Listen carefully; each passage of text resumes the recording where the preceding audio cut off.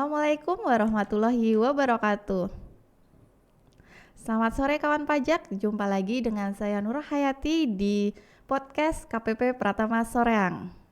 Pada episode kali ini kita akan membahas tentang PMK 164 tahun 2023 yang mengatur tentang tata cara pengenaan pajak penghasilan atas penghasilan dari usaha yang diterima atau diperoleh wajib pajak yang memiliki peredaran bruto tertentu dan kewajiban pelaporan usaha untuk dikukuhkan sebagai pengusaha kena pajak.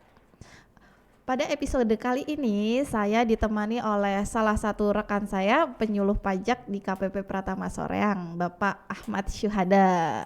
Selamat sore Pak. Selamat sore, Assalamualaikum warahmatullahi wabarakatuh. Waalaikumsalam warahmatullahi wabarakatuh.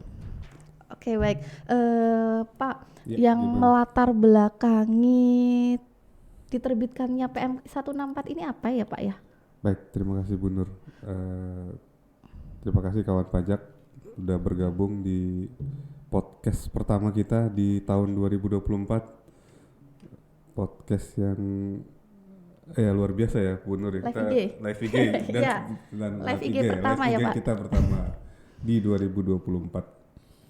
Meskipun suasananya kadang hujan, kadang Gerimis sendu. ya. Oke. Baik, untuk latar belakang kenapa terbit PMK 164 ini itu adalah salah satunya adalah memberikan keadilan, kepastian hukum serta kemudahan bagi wajib pajak atau pengusaha yang memiliki peredaran bruto tertentu. Jadi memang nanti ada istilah kita peredaran bruto tertentu, kita singkat PBT Bu Nur ya. PBT, oke. Ya. Sehingga perlu diatur tata cara pelaksanaan pengenaan PPh yang jelas dan memudahkan bagi wajib pajak yang memiliki peredaran bruto tertentu serta penyesuaian terhadap ketentuan mengenai batas waktu kewajiban pelaporan usaha bagi pengusaha yang memiliki jumlah peredaran bruto dan atau penerimaan bruto melebihi batasan pengusaha kecil PPN untuk dikukuhkan sebagai pengusaha kena pajak dan masa pajak untuk mulai melaksanakan hak dan memenuhi kewajiban memungut, menyetor dan melaporkan PPN atau PPN dan PPNBM. Ini mengganti PMK 99 tahun 2018. Kemudian sebagaimana terakhir dirubah dengan serta ketentuan PMK pasal 4 dan pasal 5 Peraturan Menteri Keuangan nomor 68 tahun 2010 sebagaimana terakhir dirubah dengan Peraturan Menteri Keuangan nomor 197 tahun 2013. Itu latar belakangnya Bu Nur. Jadi tujuannya tadi memberi kemudahan ya Pak ya kepada kawan pajak yang dan memberi keadilan. Iya. Apa ya? Pokok perubahannya Pak atau perubahan dari aturan yang sebelumnya itu seperti apa Pak? Ada penyesuaian peraturan PPh bagi wajib pajak PBT Bu Nur. Jadi, tadi kita udah bahas PBT, jadi kita ke depannya pakai istilah PBT.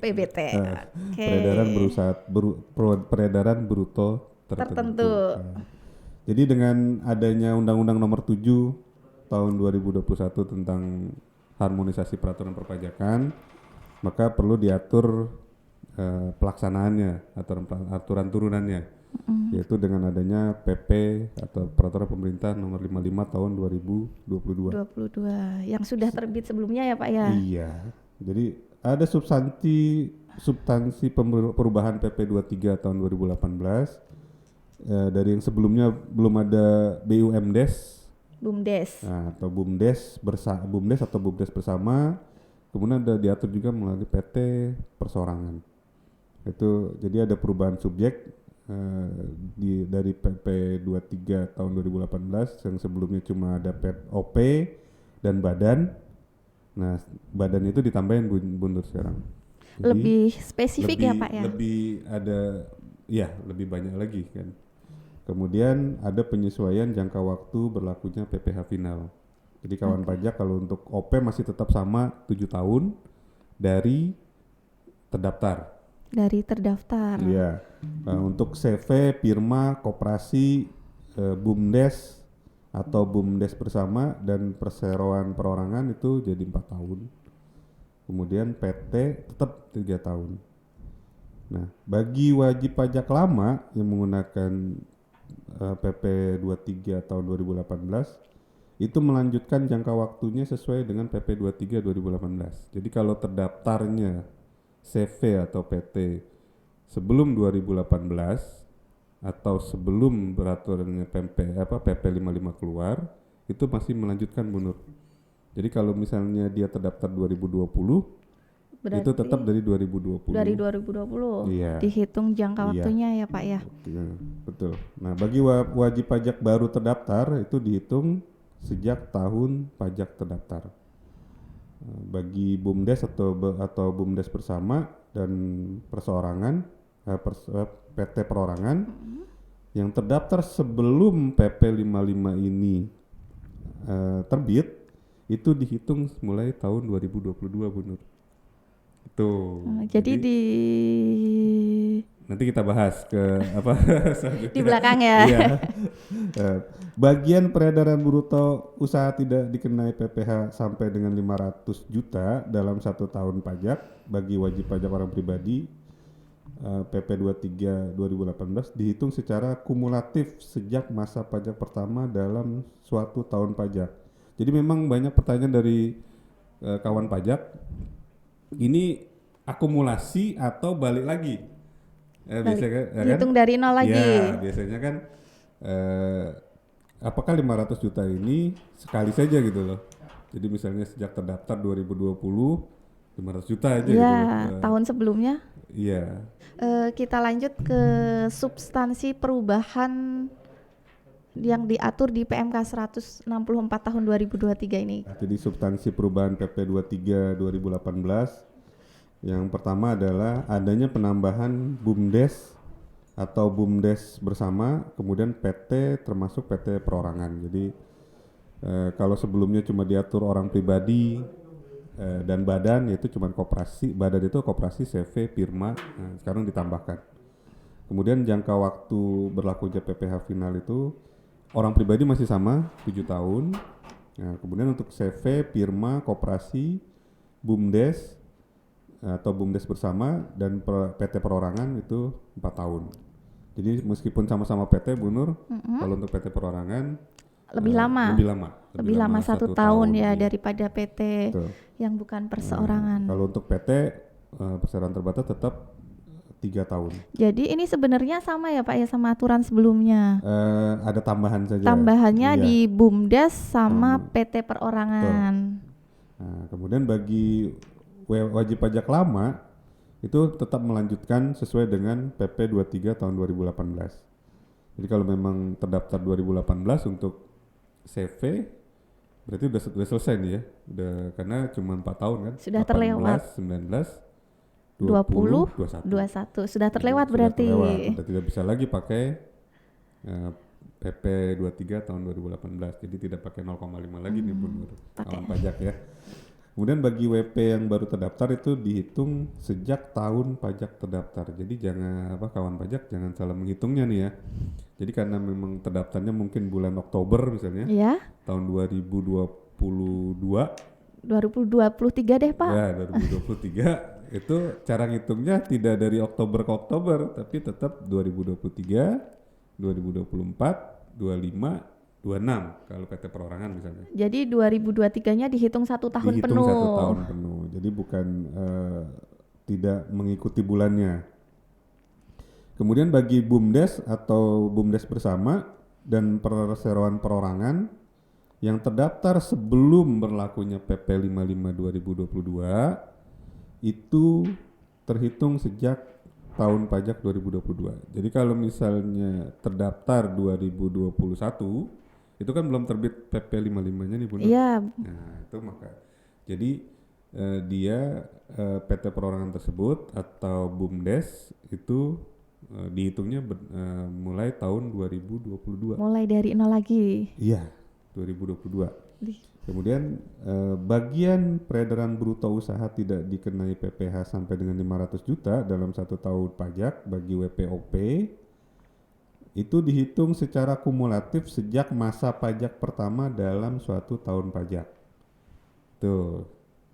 Jadi banyak nih kawan pajak yang Bertanya. bertanya ke kami gitu loh, ke kita di sini. Itu ini yang benernya 500-nya ini akumulasi sekali saja atau Atau tiap tahun. Jadi kalau awal tahun dari nol lagi ya, gitu kan. mulai dari nol Iya, lagi. jadi gitu. Kemudian dengan berlakunya PP 55 ini dicabut mencabut PP 23 tahun 2018. Oke. Tuh, kawan pajak. Baik. Untuk objek dan subjek pajaknya sendiri masih sama seperti yang sebelumnya ya Pak ya? Masih sama, Masih masih sama. sama dengan yang aturan PP 23 tahun 2018. Tarifnya pun masih sama. 0,5%. 0,5%. Jangka waktunya pun masih sama.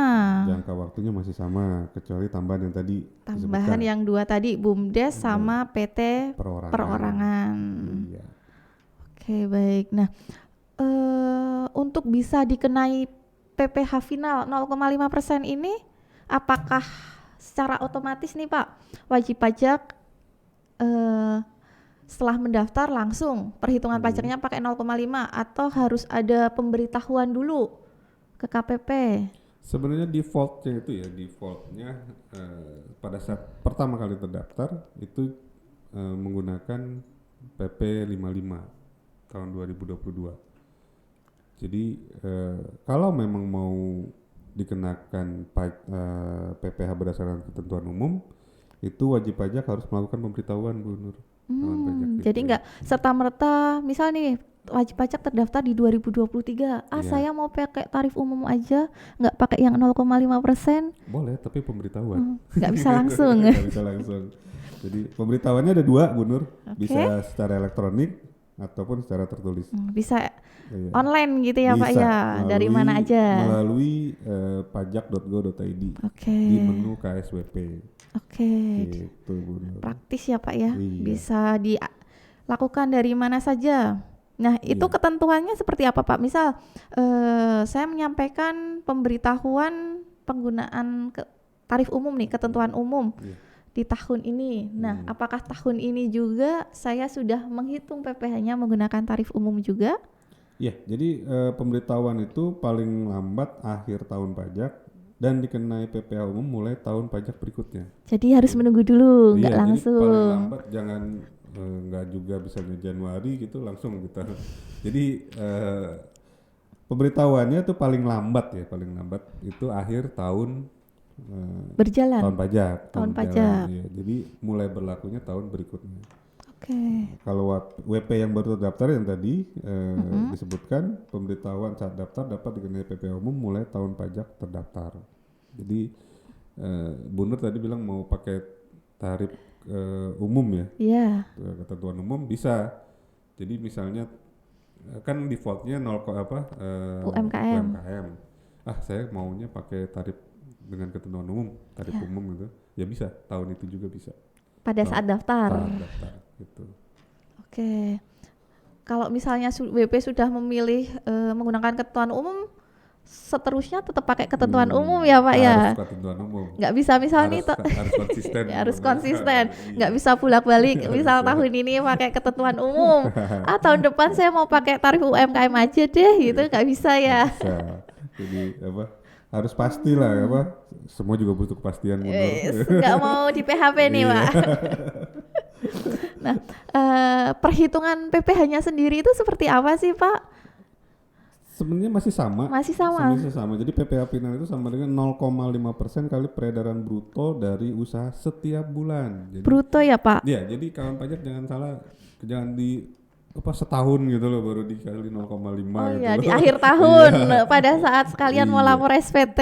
Karena nanti kan berbeda nih antara bulan Januari misalnya, kita ambil contoh Januari dengan Februari kan brutonya berbeda. Oh iya. Sama dengan Maret berbeda, mungkin di bulan April karena mau lebaran naik ya omsetnya, atau melonjak nanti drastis. habis lebaran turun lagi. Bisa jadi. Nah, nanti di bulan Juni misalnya mau anak-anak sekolah naik lagi. Kan bisa jadi, atau nanti di akhir tahun malah naik. Ya, itu jadi berbeda-beda. Jadi memang itu dilakukan pembayaran PPh finalnya adalah 0,5% kali bruto usaha per bulan, Bu Nur. Per bulan. Iya. Nah, khusus wajib pajak orang pribadi yang tadi mendapatkan fasilitas 500 juta ya. Iya, yang Nah, 500 juta tidak iya, dikenakan pajak. betul. Itu dihitung secara kumulatif sejak masa pajak pertama dalam suatu tahun pajak atau bagian tahun pajak. Jadi kalau misalnya Januari masih 100 juta, berarti nol. Masih belum ya, Masih belum bayar. Oke. Februari 100 juta lagi belum. Belum. Terus sampai bulan Mei. Nah, kalau misalnya di bulan April ya, itu misalnya bulan Maretnya sudah 450 juta. Ya. Di bulan April dapat omset 150. Berarti 50-nya gedepin 500 kan? Ya, nggak kena. Tapi 100-nya kena, dikenakan 0,5% ya. Setelah itu mau berapapun brutonya tiap bulan kena 0,5. Berarti ini wajib pajaknya harus punya rekap penghasilan tiap bulan ya Pak ya? Betul. Apalagi sekarang kan udah dimudahkan di M-Pajak, Bu Nur. Ya. Kita geser Nyinggung-nyinggung aplikasinya ya. Melenceng dikit. Di M-Pajak juga sudah ada untuk pencatatannya. Oke. Nah ini saya pernah ditanyain wajib pajak nih Pak. Kalau suami istri memiliki NPWP terpisah nih Pak. Ya. Nah perhitungannya digabung dulu atau sendiri-sendiri? Bagi suami istri yang pisah harta atau memilih terpisah, itu penghitungan bagian peredaran bruto dari usaha sampai dengan 500 juta tidak kena PPh, berlaku untuk masing-masing, Bu Nur. Jadi buat suami sendiri, iya. NPWP istri sendiri. Betul. Jadi per NPWP ya. Per NPWP. Oke, baik. Tadi kan sudah pemotongannya nih Pak ya. Pemotongannya tiap bulan dipotong. Pastinya setelah dihitung pajak yang harus disetorkan. Nah, penyetoran itu paling lambat tanggal 15 bulan berikutnya. Untuk kan ada juga ya Pak ya yang UMKM. Iya. Ada lawan transaksi nih. Iya. Nah, kadang ada yang dipotong sama lawan transaksi. Ketentuan penyetoran sama pemotongannya itu seperti apa, Pak? Oke, jadi yang disetor sendiri tadi Bu Nur sudah ungkapkan ya. Ya, yang tanggal 15 bulan berikutnya. Setiap bulan berikutnya itu di SPT masa PPh paling lambat tanggal 20 bulan berikutnya kecuali tidak ada omset. Jadi kalau tidak ada omset tidak ada disetor, Bu Nur. Jadi bayar sama dengan lapor. Nah, kalau dipotong itu untuk untuk dipotong atau dipungut itu nanti dibuatkan bukti potong oleh pemotongnya. Iya. Jadi kita dari bukti potong yang dikasih sama pemotong. Lawan transaksi. Betul. Iya. Rekanan. Iya. Jadi nanti pembayarannya menggunakan nama pemotong. Oh, ini baru lagi ya Pak ya? Kalau yang sebelumnya kan pakai nama wajib pajak. Betul. Perlu digarisbawahi ya kawan pajak untuk pemotongannya. Nanti untuk yang PPh UMKM dipotong oleh lawan transaksi, nanti penyetorannya menggunakan NPWP pemotong. Iya. Jadi tidak lagi menggunakan NPWP yang dipotong kalau sebelum aturan sebelumnya kan, sebelum 164 ini terbit, itu untuk kode jenis pajak 41311128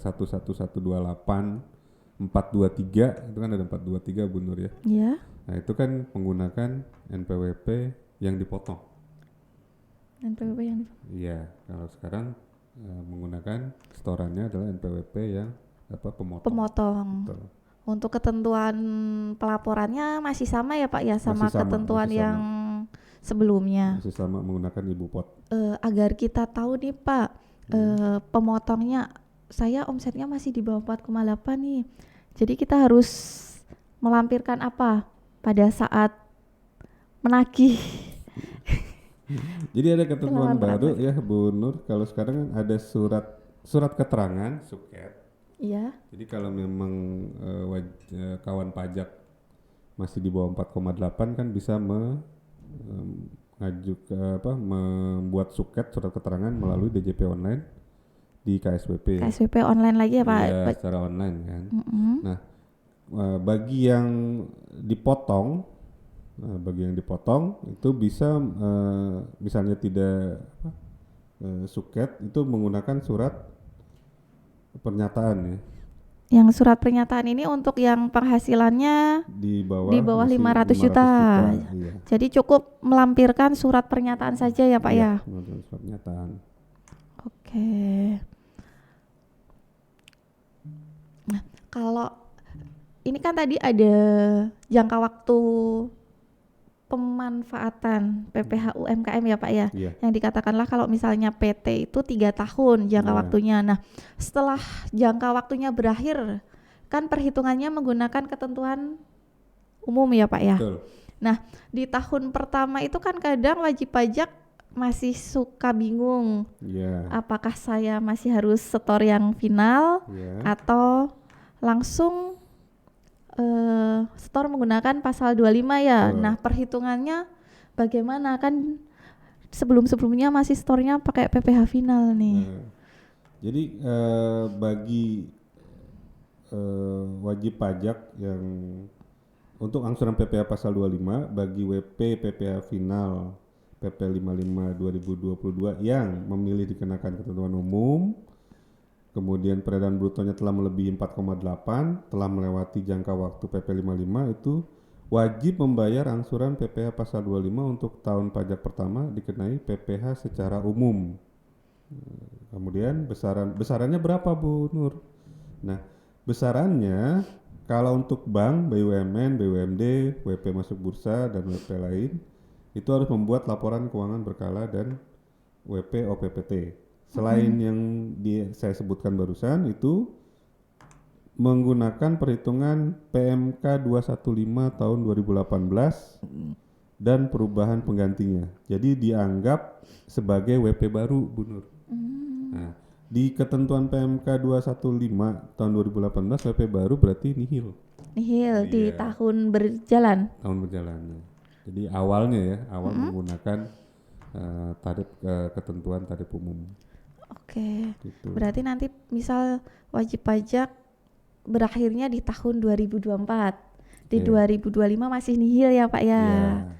Nanti pada Setelah saat SPT tahunan SPT masuk, tahunan masuk, jadi hitung kan nanti PPh pasal 25-nya baru kelihatan. baru kelihatan. Oke, nah kalau misalnya nih Pak, yang terkait BUMDes tadi, Iya. di 2021 BUMDes itu menggunakan tarif umum, sementara tadi kan disebutkan bahwa berlakunya dihitung dari 2022, berarti nanti ketentuannya seperti apa Pak? Baik Bu Nur, kawan pajak. Jadi mungkin kita sederhanakan ya. Jadi Boleh. wajib pajak BUMDes atau BUMDesma, BUMDes bersama itu terdaftar sebelum 2023. Di tahun pajak 2022 terlanjur lapor SPT tahunan menggunakan tarif umum karena kan Iya. sudah habis kan? Iya betul. Ya. Kemudian tahun pajak 2023 itu menggunakan PPh final 0,5%. Nah, itu apa yang bisa dilakukan? Lakukan pembetulan SPT tahun pajak 2022. Menggunakan tarif 0,5. PPh final. Iya. Jadi yang sebelumnya harus dibetulkan dulu SPT-nya. Iya. Kemudian memilih tarif PPh umum mulai tahun pajak 2022, ya dia tetap tahun 2023 pakai tarif Umum. Berarti dilanjut. Iya. PPh final 0,5 memilih kemudian tahun 2023 dia memilih untuk tarif umum dan seterusnya. Nah, itu harus melakukan pemberitahuan paling lama 60 hari kerja, 60 hari sejak PMK diundangkan, yaitu paling lambat tanggal 26 Februari 2024. Berarti tinggal sebentar lagi Pak pemberitahuannya. Berapa? Tanggal 22. Iya, jadi hari Senin. Itu paling lambat. Kalau terdaftar sejak awal tahun pajak 2023 sampai dengan PMK diundangkan, PMK ini diundangkan Desember 2023. Memilih tarif PPh umum tahun pajak 2023 dan seterusnya, itu pemberitahuannya dilakukan paling lama 60 hari sejak PMK 164 ini diundangkan, yaitu paling lambat 26 Februari 2024. Jadi kebijakan relaksasi bagi BUMDes atau BUMDes bersama ini, penyetoran PPh final masa pajak pertama tahun pajak 2022 sampai dengan masa pajak diundangkannya PMK ini, itu paling lama sesuai batas waktu pembayaran PPh untuk masa pajak setelah masa pajak PMK diundangkan. Jadi diundangkan Desember 2023, jatuh temponya tanggal 15 Februari 2024 gitu. Oke, Ya, mundur mudah-mudahan- berarti ya. iya, mudah-mudahan, Tapi itu khusus untuk masa BUMDes. Januari aja. Iya. Oke, Gitu. baik. Ini kan aturan baru ya Pak ya. Iya. Nah, ada ketentuan peralihannya nggak Pak? Sejak tahun nih, misal kan yang sebelumnya sudah pernah terbit Iya. surat keterangan Suket. suket. Apakah itu masih bisa digunakan atau harus mengajukan baru lagi? Jadi surat keterangan yang diterbitkan berdasarkan PMK 99 tahun 2018 dinyatakan masih berlaku sampai dengan berakhirnya jangka waktu dalam surat keterangan dimaksud. Jadi kalau tergantung nih surat keterangannya di situ berlakunya sampai kapan. Oke, ada batas waktu. Iya di suratnya. Di suratnya ya. Surat keterangannya. Wajib pajak perseroan perorangan dapat mengajukan permohonan kembali surat keterangan untuk menyesuaikan jangka waktu dalam surat keterangan sesuai dengan PP 55 tahun 2022. Jadi kalau yang PT perorangan yang terdaftar sebelum 2022 itu dapat mengajukan permohonan kembali gitu, benar. Oke, berarti harus mengajukan kembali biar nanti Iya. jangka waktunya di surat keterangan itu berubah ya Pak ya. Berubah, jadi Dari dihitungnya dari 2022. dimulai dari nol lagi di tahun 2022. Oke. Baik, luar biasa sekali perbincangan kita kali ini. Banyak sekali info yang kita dapat terkait ketentuan baru dalam PMK 164 tahun 2023 ini. Dengan terbitnya PMK ini diharapkan mempermudah dan mendukung pertumbuhan UMKM serta memberikan keadilan dan kemudahan administrasi bagi pelaku usaha. Baik, sebelum saya tutup, jangan lupa ajak teman dan saudara untuk follow akun media sosial kami di IG dan Twitter di @pajaksoreang, untuk YouTube dan Facebook di KPP Pratama Soreang agar tidak ketinggalan informasi terbaru seputar peraturan perpajakan. Baik, tetap jaga kesehatan dan sampai jumpa di podcast kita selanjutnya. Soreang Soreang Prima, Prima, Soreang Soreang Jawara. Jawara.